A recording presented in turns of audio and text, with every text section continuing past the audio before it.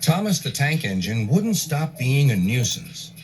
Night after night, he kept the other engines awake. "I'm tired of pushing coaches. I want to see the world." The other engines didn't take much notice, for Thomas was a little engine with a long tongue.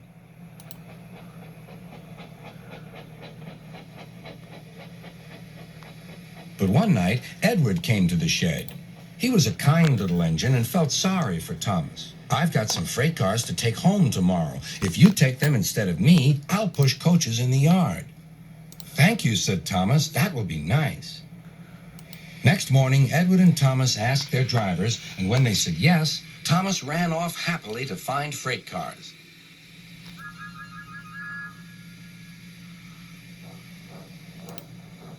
Now, the freight cars are silly and noisy. They talk a lot and don't attend to what they are doing. And I'm sorry to say they play tricks on an engine who is not used to them. Edward knew all about the freight cars. He warned Thomas to be careful, but Thomas was too excited to listen.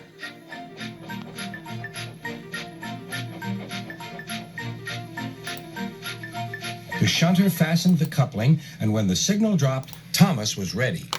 The conductor blew his whistle. "Beep, beep," answered Thomas, and started off. But the freight cars weren't ready.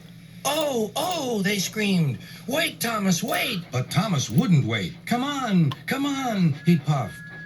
"All right, don't fuss. All right, don't fuss," grumbled the cars.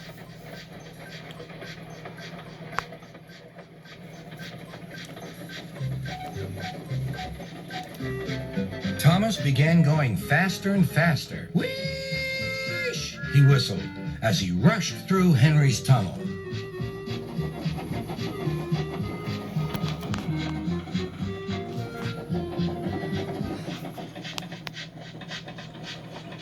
"Hurry, hurry," called Thomas. He was feeling very proud of himself. But the cars grew crosser and crosser. At last, Thomas slowed down as he came to Gordon's Hill.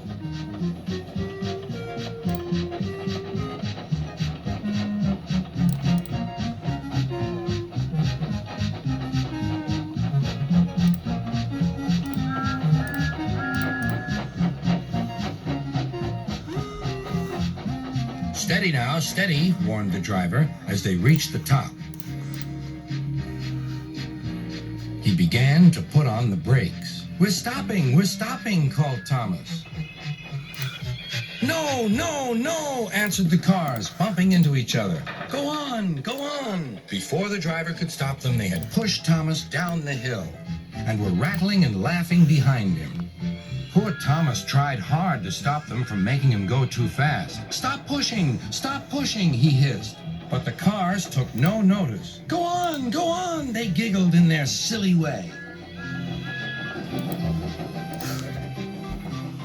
"There's the station. Oh dear, what shall I do?" cried Thomas. They rattled straight through and swerved into the goods yard. Thomas shut his eyes. "I must stop." When he opened his eyes, he saw he had stopped just in front of the buffers. There, watching him, was Sir Topham Hatt. "What are you doing here, Thomas?" he asked. "I've brought Edward's freight cars," Thomas answered. "Why did you come so fast?" "I didn't mean to. I was pushed," said Thomas. "You've got a lot to learn about freight cars, Thomas. After pushing them about here for a few weeks, you'll know almost as much about them as Edward. Then you'll be a really useful engine."